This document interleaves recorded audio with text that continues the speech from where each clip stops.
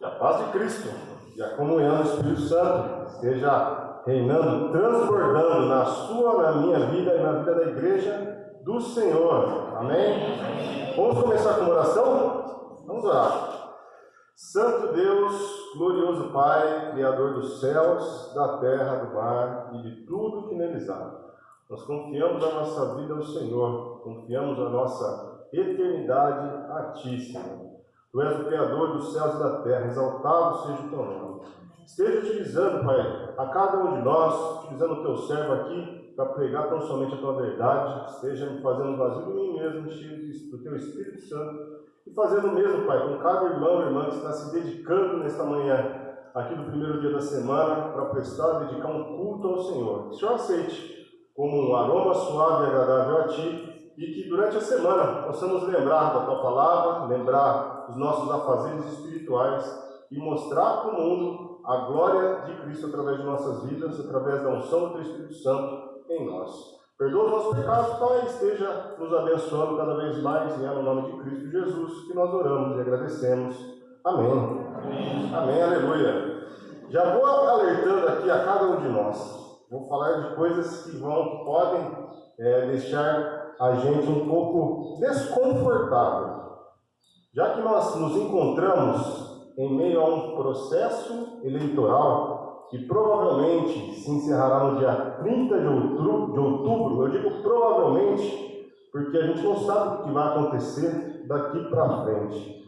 E nós também vivenciamos agora há pouco um momento grave de pandemia. E ela nos ajudou a entender um pouco sobre a grandiosa dimensão do poder de um ministro, de um presidente, de um governador e de um prefeito. Essa situação de pandemia também nos ajudou a entender ainda mais que quanto mais nós consentimos com as imposições do poder público, com o frágil pretexto de nos proteger, menos liberdade nós temos. E quanto mais o medo nos influenciar, mas nós consentiremos a nossa liberdade por uma simples sensação de segurança. Na manhã do dia de hoje, eu quero passar de uma forma honesta qual é o papel, não como um eleitor civil aqui nesta terra, mas como um cristão, como é que nós devemos nos portar perante toda essa situação em que o mundo, em que o Brasil, melhor dizendo, está vivendo. Mas sim, vamos, através da palavra de Deus, vamos entender um pouco mais qual é o nosso papel em todo esse procedimento eleitoral. E vamos tentar entender o verdadeiro peso do meu e do seu voto, tanto para a sociedade em si, quanto também para a nossa vida espiritual. Pois sim, meus amados, e pode até parecer bem óbvio o que eu vou falar, mas o nosso voto terreno nada mais é que a extensão da nossa fé. E também, pasmem, poucos de nós entendemos o real peso que ele tem, principalmente em nossas vidas espirituais. Eu selecionei aqui nesta manhã algumas passagens bíblicas sobre este tema, para que, se Deus quiser, de uma vez por todas, entendamos o nosso papel como cidadãos do reino de Deus. Mas antes dessas passagens, eu vou só convidar aos irmãos a realizar uma breve reflexão. Considerando, como já mencionado, que o nosso voto eleitoral é meramente uma extensão da nossa fé, da nossa crença no Evangelho de Cristo, de que adianta nós sermos discípulos de Jesus se na prática votarmos para candidatos que explicitamente defendem práticas evidentemente contrárias aos ensinamentos de Deus, como tal da ideologia de gênero? Será que algum de nós temos dúvidas que tal doutrina é uma doutrina de demônios? É uma doutrina de Satanás? Será que algum de nós, irmãos, duvidamos disso? Ou referente à destruição do plano divino familiar? Deus, marido, esposa e filhos. Alguém ainda tem alguma dúvida que tais ataques à família, de forma alguma, procedem de Deus? Mas sim do maligno? E quanto ao fomento ao infanticídio dentro do ventre materno? O famoso aborto. Meu corpo, minhas regras. Será que é tão difícil assim ser cristão e abominar a legalização disso? De que adianta nos intitularmos cristãos, filhos do Deus Altíssimo, se eu, com o meu voto, apoio candidatos que defendem a perseguição religiosa, a invasão de igrejas, no sentido de congregações, defendem também a relativização da verdade, em outras palavras, a censura. Também são adeptos à doutrinação de crianças e jovens por doutrinas alheias à palavra de Deus. Em escolas, universidades, também eventos culturais. De que adianta o meu cristianismo, o seu cristianismo? Será de que adianta se nós votarmos em coisas que são evidentemente, explicitamente contra a palavra de Deus? Será que adianta alguma coisa o nosso cristianismo, se na prática o nosso voto é totalmente contrário à palavra de Deus? Será que nós devemos apoiar pessoas que fomentam as políticas as quais beneficiam criminosos em detrimento da própria vítima e de sua família? De que adianta o meu cristianismo, o seu cristianismo, acaso ser cristão é votar em pessoas que não se importam ou pouco se importam com a causa do pobre, da viúva e do necessitado? Será que adianta nós sermos cristãos e apoiarmos candidatos que querem armar a população, mesmo sabendo que vivemos numa sociedade caótica e doentia? Nós cristãos, assim como diz em Mateus, capítulo 5, versículo 9, nós devemos ser pacificadores, lutar pelo desarmamento, iniciando primeiramente, impreterivelmente, pelas pessoas que possuem armas não legalizadas. Devemos lutar sim pelo desarmamento, mas contudo, nos armarmos com todas as armas espirituais provenientes da sã doutrina de Cristo.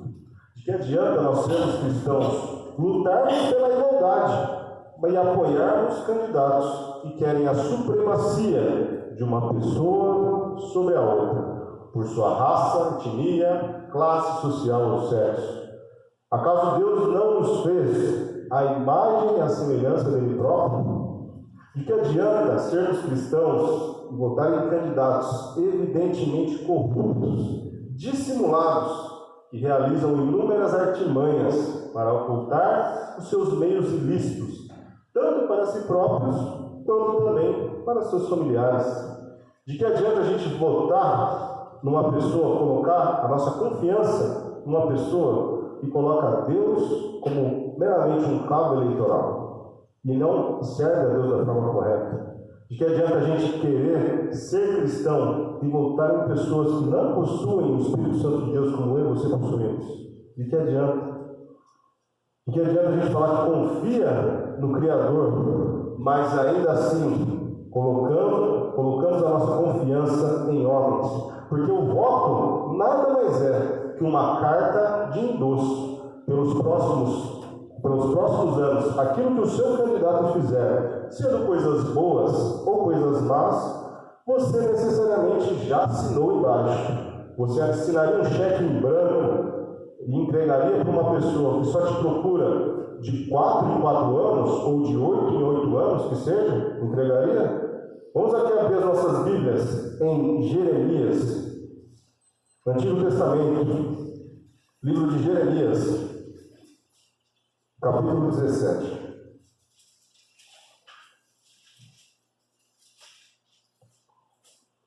Jeremias, capítulo 17,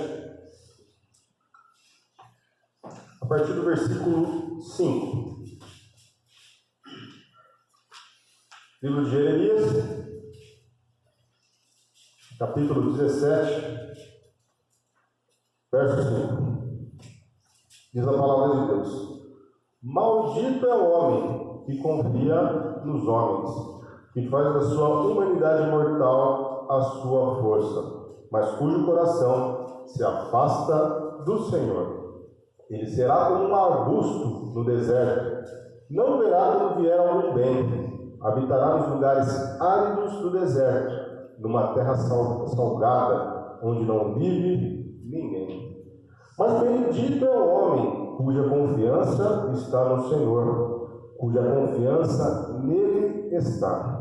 Ele será como uma árvore plantada junto às águas e que estende as suas raízes para o ribeiro. Ela não temerá quando chegar o calor, porque as suas folhas estão sempre verdes. Não ficará ansiosa no ano da seca, nem deixará de dar fruto. O coração é mais enganoso que qualquer outra coisa, e a sua doença é incurável. Quem é capaz de compreendê-lo? Versículo 10. Eu sou o Senhor, que sonda o coração e examina a mente, para recompensar a cada um de acordo com a sua conduta, de acordo com as suas obras. O homem que obtém riquezas por meios injustos é como a perdiz, que choca ovos que não o pôs.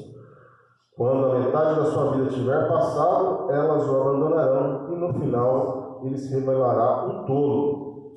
Um trono glorioso, exaltado desde o início, é o lugar de nosso santuário. Ó Senhor, esperança de Israel, todos os que te abandonarem sofrerão vergonha. Aqueles que se desviarem de ti terão seus nomes escritos no pó, pois abandonaram o Senhor, a fonte de água-vida.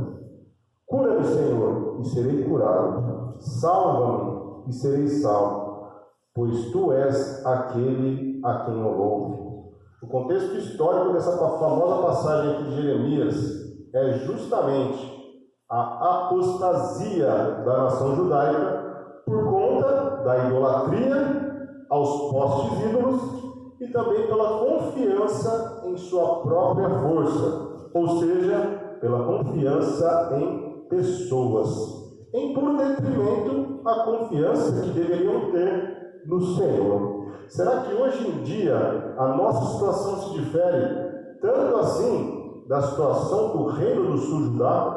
Ou ainda vemos o futuro repetir o passado, assim como já dizia o finado cantor Cazuza? Na nação de Israel chegou a ter um íntimo relacionamento com o Criador. Era aqui na terra o seu próprio povo em particular. Mas o que levou à sua grandiosa ruína? A grande resposta é tão somente a conta-gotas, pouco a pouco, Israel teve o seu coração cauterizado por seus pecados. Como a nação de Deus, mesmo em posse do testamento de Moisés e dos profetas, eles se recusaram a arrepender o seu coração.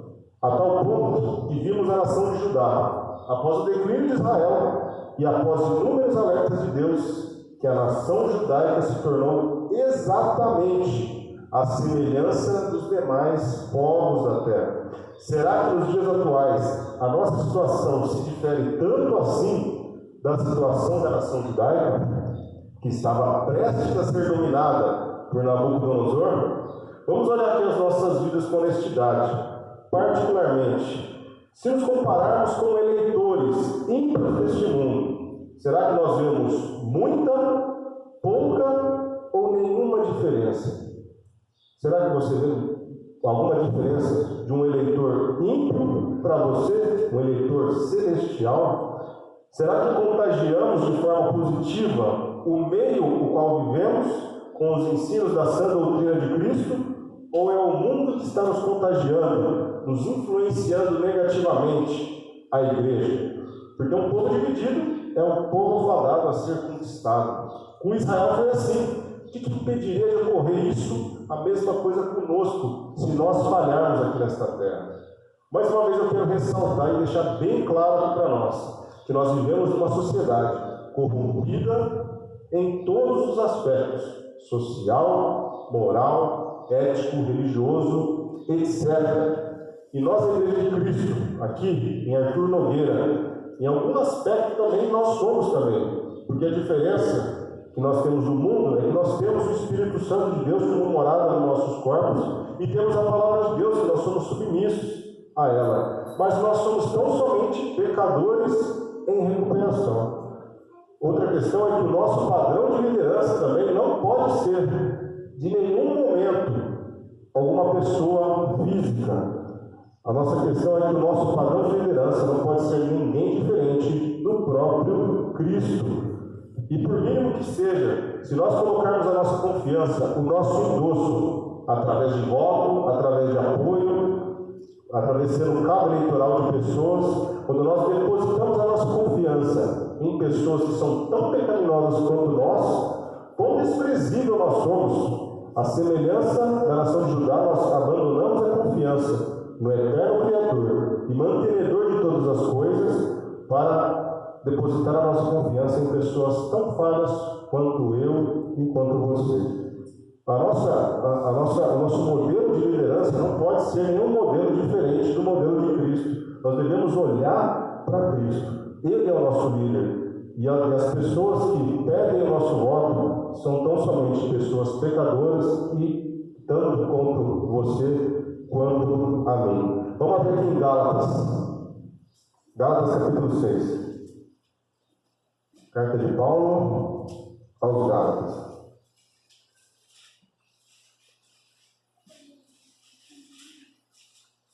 Gálatas capítulo 6, versículos de 7 a 9. Gálatas 6, versículos de 7 a 9.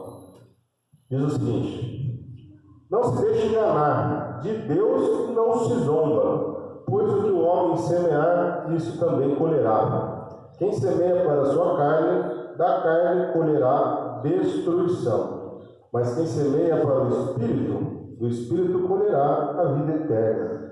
E não nos cansemos de fazer o bem, pois no tempo próprio colheremos, se não desanimarmos. Se esse dispositivo do apóstolo Paulo aqui nos Gálatas vale para cada pessoa em particular, sem dúvida alguma, podemos também compreendê-lo de uma forma coletiva. A exemplo da nação brasileira, será que nós somos uma nação digna das bênçãos de Deus ou das repreensões do Senhor? O que você acha sobre isso? Será que o nosso povo é um povo que realmente teme a Deus, que serve a Deus? Ou será que nós somos povos idólatras, assim como foi Judá no passado? Será que os nossos governantes não são tão somente o fruto amargo, consequência de muitas semeaduras ruins de um povo idólatra e corrompido, tanto quanto nós? O que vocês acham sobre isso? Talvez você já tenha ouvido a seguinte frase, que os governantes são um reflexo perfeito da sociedade em que estão inseridos. Se vivemos numa sociedade caída, doentia, se eu e você somos doentes em recuperação, e de certa forma até mesmo piores do que a própria sociedade, porque nós possuímos um compromisso com Deus, a sociedade não tem. Nós possuímos um compromisso com Deus, mas ainda assim nós pecamos, porque somos teimosos e nós muitas vezes afrontamos a Deus com isso. Será que a nação brasileira, e a nação brasileira também não quer possuir nenhum tipo de comprometimento com Deus? Então, se nós vemos que a nossa sociedade é uma sociedade caída, e nós mesmos somos pecadores em recuperação, por que nós vamos dedicar o nosso voto a cães gulosos e pecaminosos, que nada mais querem o poder e nada mais querem fazer com que toda a população fique subjugada para eles? E aí você deve estar se perguntando, talvez alguém esteja se perguntando no íntimo, mas o voto ele é uma bênção de Deus, o nosso exercício da democracia, o nosso dever como cidadãos. Aí eu vou convidar aos irmãos a abrir em Filipenses, capítulo 3, para a gente entender quem que coloca uma pessoa em poder de autoridade. Filipenses, capítulo 3, a partir do versículo 17. Carta de Paulo aos irmãos do Filipe, capítulo 3, a partir do versículo 17. Diz a palavra de Deus: irmãos, sigam unidos o meu exemplo e observem os que vivem de acordo com o padrão que lhes apresentamos.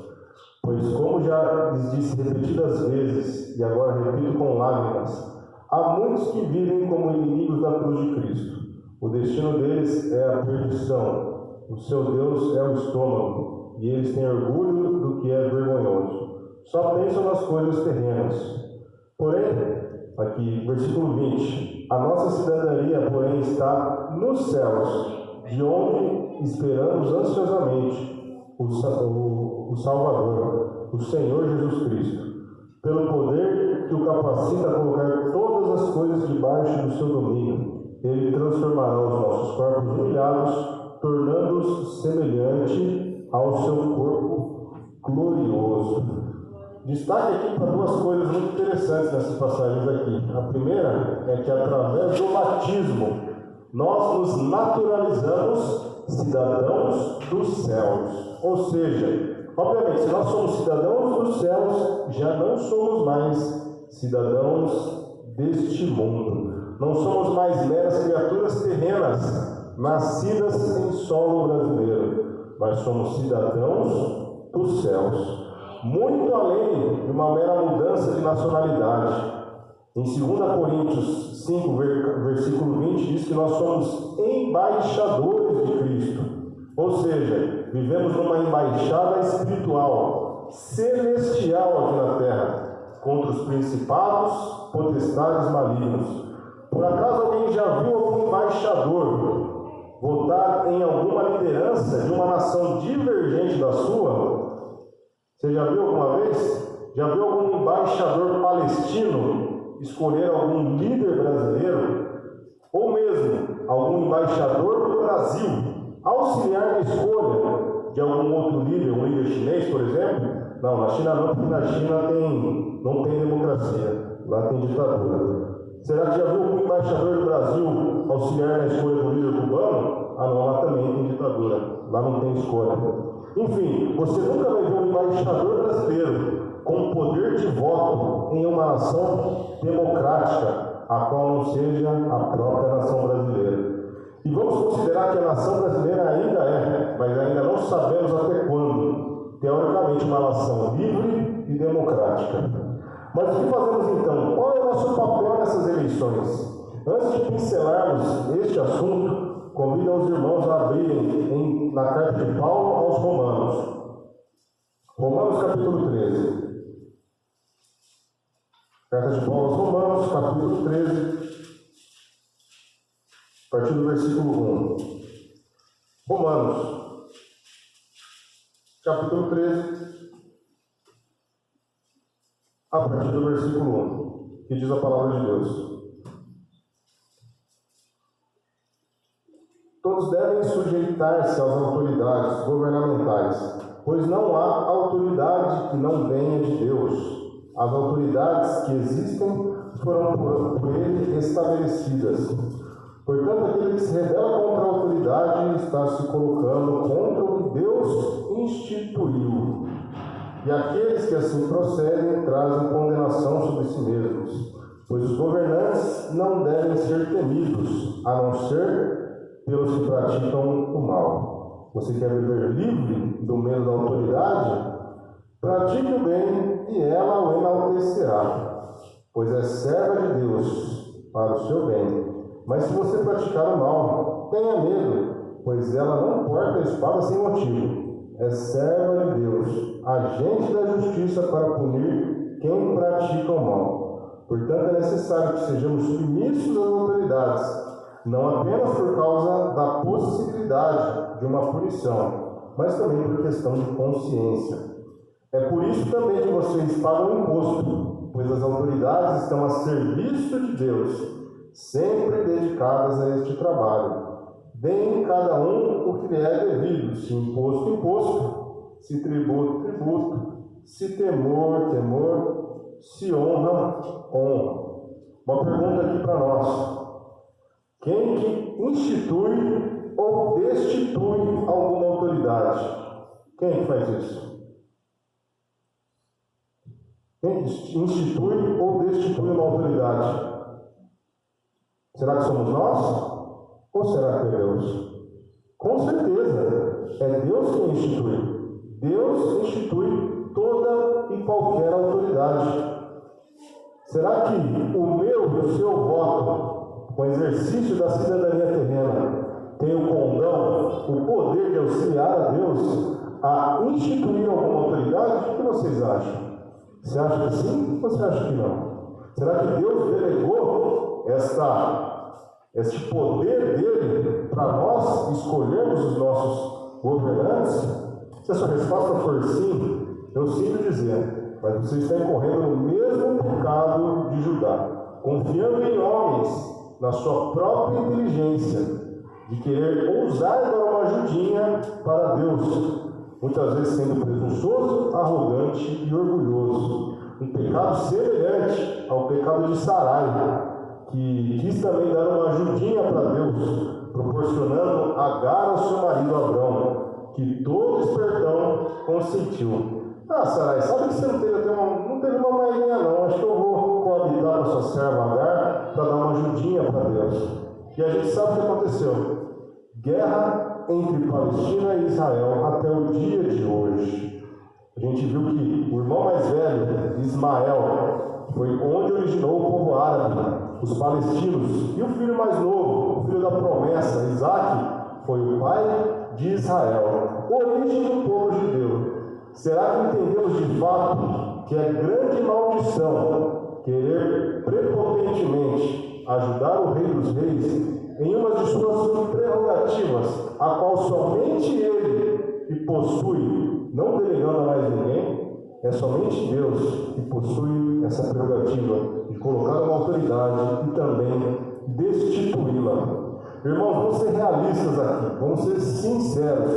O que vale mais? O nosso voto numa urna eletrônica de origem duvidosa? Ou será que atitudes de alguns irmãos valorosos que eu vi no WhatsApp, que eles se reuniam virtualmente em determinado horário do dia, cada um para orar, para interceder pelas nações? Cada dia eles oravam por uma nação diferente. Orava pelos seus governantes, orava pelo seu povo, orava também pelos pobres, pelas viúvas, pelos idosos, pelas crianças, etc. Será que isso não daria muito mais resultado? Ou você acha que o seu voto dá mais resultado que isso? Será que nós, sendo embaixadores de Cristo, peregrinos neste mundo, será que dá mais resultado o nosso voto ou atitudes de irmãos e irmãs como essas?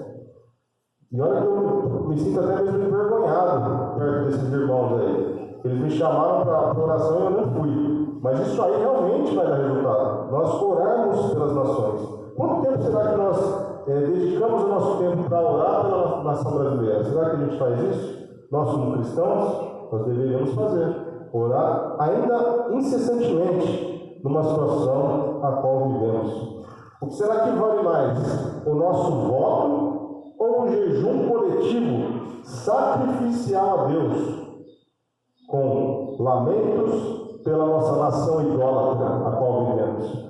Será que vale mais diante de Deus esse jejum ou será que o nosso voto?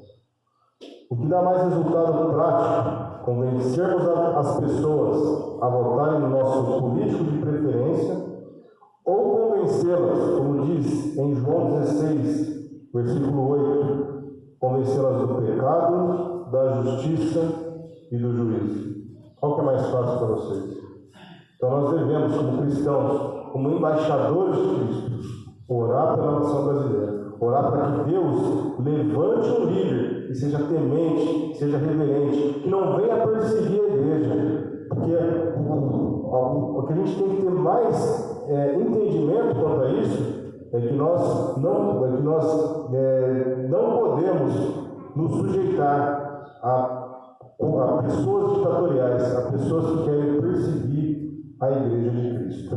Será que nós estamos preparados para uma futura perseguição? É bom nos prepararmos. Vamos abrir aqui em Mateus, capítulo 4. Mateus, capítulo 4. Evangelho de Jesus Cristo no livro de Mateus, capítulo 4, a partir do versículo 8. Mateus, capítulo 4, versículo 8. Diz a palavra de Deus. Depois o diabo levou a um monte muito alto e mostrou-lhe todos os reinos do mundo e o seu esplendor. E lhe disse: tudo isto te darei, se te prostrares e me adorares. Jesus lhe disse: retire-se, Satanás, pois está escrito: adore o Senhor, o seu Deus, e só a ele preste culto. Então o diabo o deixou, e anjos vieram e o serviram. Uma das coisas interessantes aqui nessa passagem é que Cristo, ele não questiona o poder de Satanás sobre os poderes terrenos. Eu não tenho certeza, mas talvez seja a única vez que o pai da mentira falou a verdade. Pois o mundo todo jaz no poder, jaz da influência do maligno, inclusive e principalmente os poderes políticos mundiais. Quando se fala que a guerra não é política, mas sim espiritual, isso nos traz uma responsabilidade muito grande, uma responsabilidade ainda maior. Olhemos para as nossas vidas. Será que nós confiamos no poder e na vontade de Deus? Ou na fraqueza e na insignificância dos homens? Será que nós merecemos os governantes que temos? Será que nós somos uma